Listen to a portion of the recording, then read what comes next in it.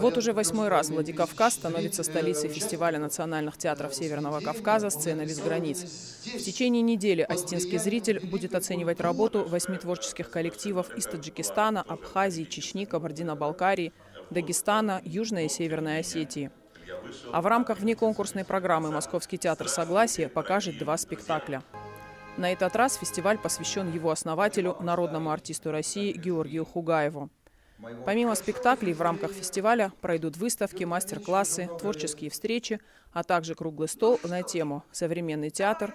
Оснащение, содержание, развитие». По словам организаторов, главная изюминка 8-го фестиваля – состав жюри, в которое вошли театральный режиссер и заведующий кафедрой Института кино и телевидения Петр Попов, известный журналист, культуролог, главный редактор музыкального журнала Галина Скоробогатова и председатель жюри, заслуженный артист России, режиссер Александр Федоров. Мне будет интересно посмотреть, как национальные актеры работают со своей драматургией, и как они работают с европейской драматургией, или с советской драматургией, или с современной российской.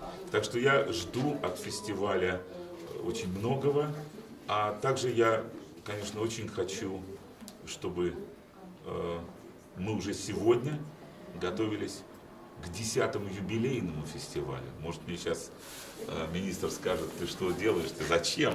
Вот. Но я считаю, что так и нужно делать. Сейчас 8-й.